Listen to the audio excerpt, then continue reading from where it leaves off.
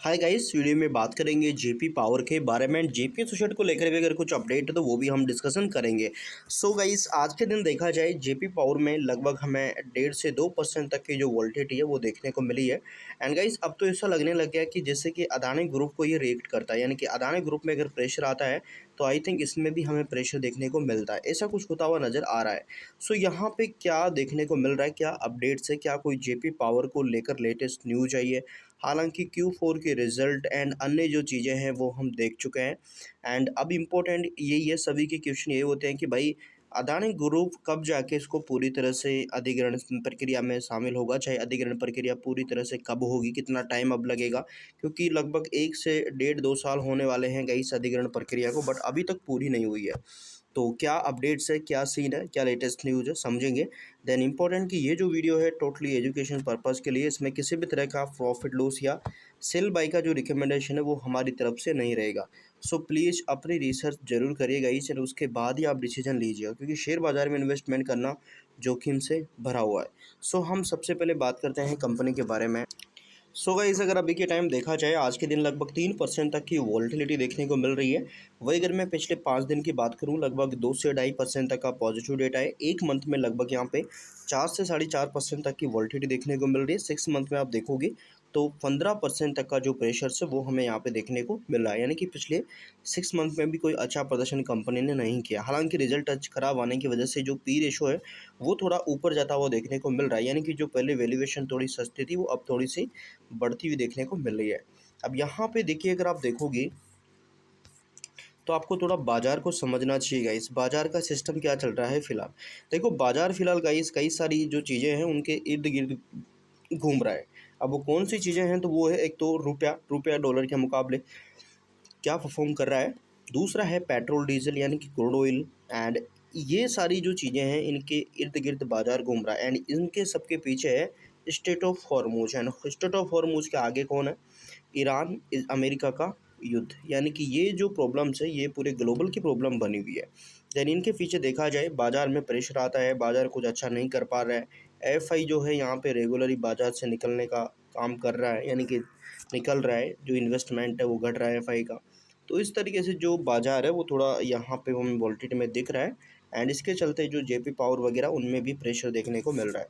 सो यहाँ पे अगर आप देखेंगे, हालांकि जेपी पावर में एफआईडीआई की जो होल्डिंग है वो इस क्वार्टर थोड़ी बड़ी है, बट हम बाजार की बात कर रहे थे। बाजार में टोटली अगर देखा जाए तो वोल्टिलिटी हमें नजर आ रही है। अब यहाँ पे देखा जाए, एफआई जो पहले 6.51 था वो 6.58 हुआ है। डीआई जो 17.03 था वो 17.03 ही है यहाँ पे। तो डीआई की तरफ से कुछ खास नहीं है, बट एफआई की तरफ से पॉजिटिव जो मूवमेंट है वो यहाँ पे देखने को मिला है शेयर होल्डिंग के अंदर। तो ये सारी चीज़ें हैं। एंड इसके बाद देखा जाए तो guys, Adani group and JP power, इनके रिलेटेड अगर अपन खबरें देख ले फिलहाल यहाँ पे, तो कोई खास अपडेट हमें देखने को नहीं मिल रहा है जेपी पावर या अदानी ग्रुप के रिलेटेड। यहाँ पे आप देख सकते हैं एनसीएलटी टेक ओवर, जो यहाँ पे चीज़ें हैं, जो अपडेट्स है वो हमें पहले देखने को मिली थी, बट फिलहाल ऐसा कोई खास हमें अपडेट देखने को नहीं मिला जिसके अकॉर्डिंग हम थोड़ा समझें कि भाई क्या चल रहा है, क्या अपडेट्स है।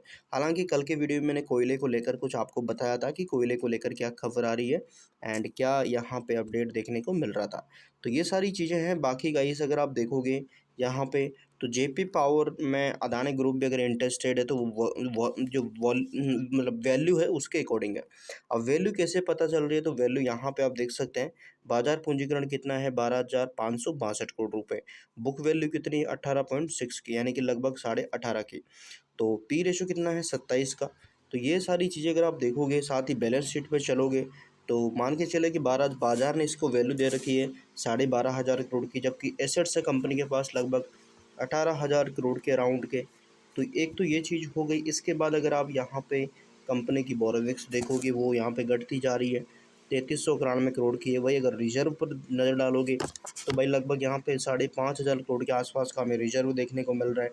तो ये वैल्यूएशन जो है ये आई थिंक अदानी को ये पसंद होगी यहाँ पे।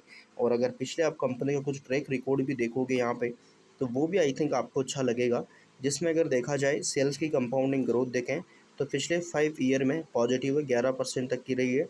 एंड पिछले 3 साल में देखा जाए तो 1% नेगेटिव रही है।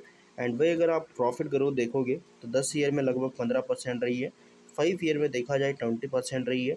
3 ईयर में लगभग 97% तक जो नेट प्रॉफिट ग्रोथ है वो कंपनी ने दिखाई है। एंड स्टॉक प्राइस CGR यहाँ पे आप चेक कर सकते हैं। रिटर्न ऑन इक्विटी भी आप यहाँ पे कंपनी की चेक कर सकते हैं।